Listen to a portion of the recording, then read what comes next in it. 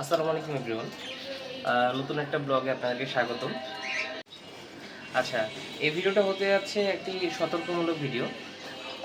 যে হচ্ছে কিছু পাখি হচ্ছে আমার ইলেকট্রিক যে তারগুলো ছিল সেগুলো কেটে দিছে, তো যার জন্য এই ভিডিওটা করা।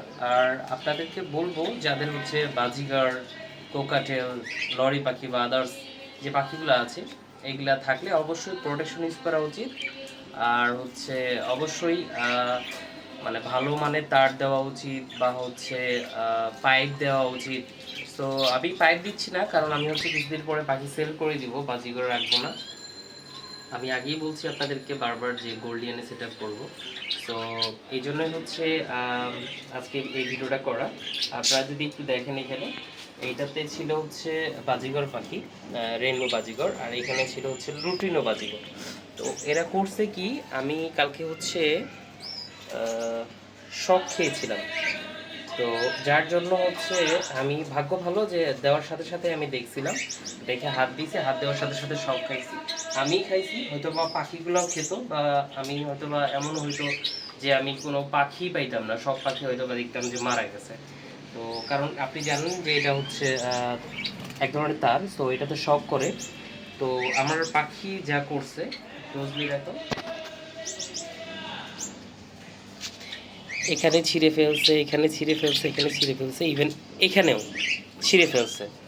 তো পুরো প্রসেসটা আমি এখন এই সাইড থেকে পুরো খাঁচাগুলো চেঞ্জ করে নিয়ে আসছি রুমের ভিতরে। তো এখন এগুলো ঠিক করব, ঠিক করার পরে হচ্ছে আবার সেট আপ করবো।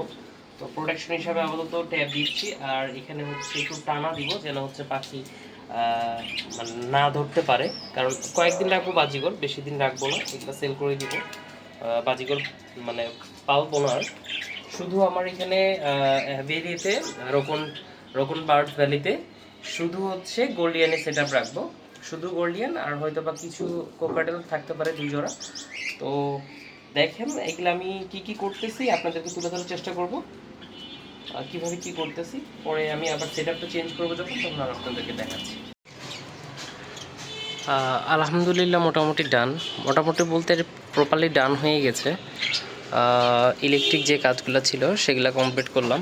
আর হচ্ছে যে পলি ছিল সাইডে, আমার টোটালি হচ্ছে পলি করা ছিল, পুরো ফ্রেমটা মানে খাঁচাটা পুরাটাই হচ্ছে পলি করা ছিল।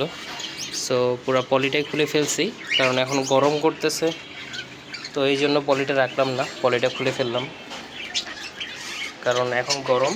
সো এখন যদি পলি লাগায় রাখি অনেক গ্যাস করবে আর গরম লাগবে, যার জন্য হচ্ছে পলি খুলে ফেললাম। লাইট রাখলাম এই জন্য, কারণ দেখা যাবে যে বৃষ্টির সময়ও মাঝে মাঝে ঠান্ডা থাকে, তো এই জন্য লাইটটা খুললাম না, লাইটটা রেখে দিলাম।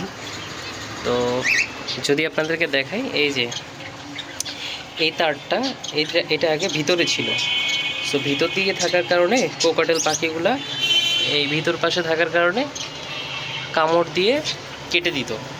ইভেন কালকে যেটা হয়েছে আমার সাথে, একটা বড় ধরনের দুর্ঘটনা থেকে বাঁচে গেছি, কারণ কালকে এই খাঁচাটা পুরোটাই হচ্ছে মানে কারেন্ট হয়ে গেছিলো। যখনই আমি লাইনটা দেওয়ার সাথে সাথে আমি যখন হাত দিই, তখনই আমাকে শক করছে। শক করার কারণে আমি দেখলাম যে এই কোকাটেল মেল যেটা ছেলেটা, সো উপরে তার ছিল, উপরে তার থাকার কারণে হচ্ছে দাঁত দিয়ে কেটে দিছিল, দেন লিক হওয়ার কারণে হচ্ছে এটা পুরোটাই হচ্ছে কারেন্ট হয়ে গেছিলো। পরে আজকে যেটা করছি, পুরো তারটা এই যে দেখতে পাচ্ছি, ভিতরে শুধু একটু তার আছে, এইটুক হয়তো বা কাটতে পারবো না, তারপর ট্যাপ পেঁচাই দিছি, ওইটা হচ্ছে এই পাশ দিয়ে নিয়ে আসে, সাইড দিয়ে নিয়ে গেছি। এখন কোনোভাবেই হচ্ছে আর কাটতে পারবে না। নিচেরটাও সেম, এখন কাটার মতো কোনো আর অপশন নাই, তার বাইরে বের করে দিছি। আর আমার জন্য সুবিধা হবে, কোথাও লিক হচ্ছে কিনা বা ছিটতেছে কিনা বা কোথাও কাটা আছে কিনা আমি নিজে দেখতে পাবো। সো যার জন্য এটা করা, মানে তারটা বাইরে বের করে দেওয়া। সো এইগুলাতে প্রবলেম নাই, কারণ এগুলা তো দাঁত দিয়ে আর কামড় দেয় না। সো ডায়মন্ড ডাব, অস্ট্রেলিয়ান ঘুঘু এদের ক্ষেত্রে প্রবলেম নাই। সো প্রবলেম হচ্ছে কোকাটেল আর আমার বাজিঘর, সো এদেরও প্রবলেম নেই, ফিজদের ক্ষেত্রে প্রবলেম নেই। এই তারটা এই পাশ দিয়ে গেছে, এভাবেই ছিল হচ্ছে আগের যে তারটা ছিল এভাবে ছিল। সো উপর দিয়ে নিয়ে গেছিলাম, যার জন্য হচ্ছে কোকাটেলগুলা ছিঁড়ে ফেলছে।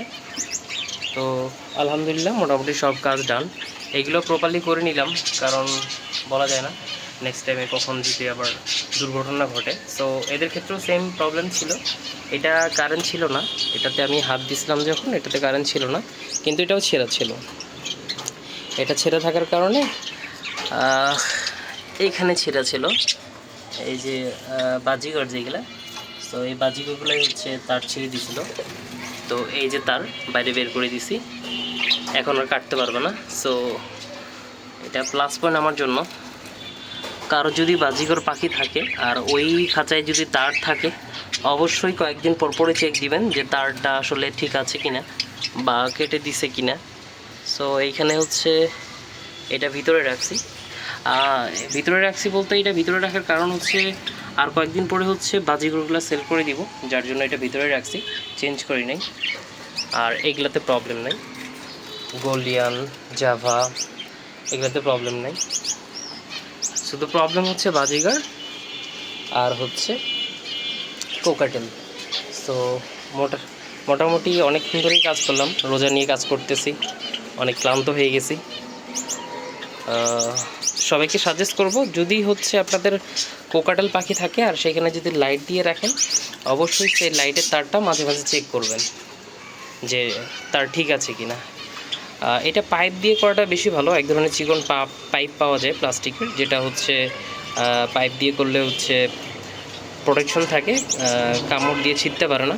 সো আমি ওটা করি নাই, হয়তো বা আরও ব্যয়বহুল হইতো, এমনিতেই অনেক টাকা গেছে, তো আর করলাম না। এখন হচ্ছে লাইটগুলো হয়তো বা কয়েকদিনের জন্য খুলে ফেলবো, তারপর যখন হয়তো বা ঠান্ডা লাগবে সেদিনকে হয়তো বা যেখানে ঠান্ডা লাগবে সেই লাইট সেখানে লাগাই দিব।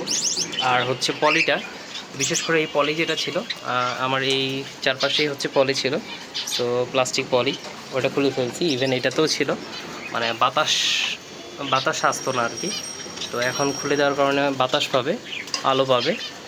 আর এটা রাখছি, এটা প্রোটেকশন হিসেবে রাখছি এই জন্য। এটা হচ্ছে বৃষ্টি যেন না আসলে এটার সাথে লাগে নিচে পড়ে যায়, মানে খাঁচাতে যেন কোনো ধরনের বৃষ্টি না আসে।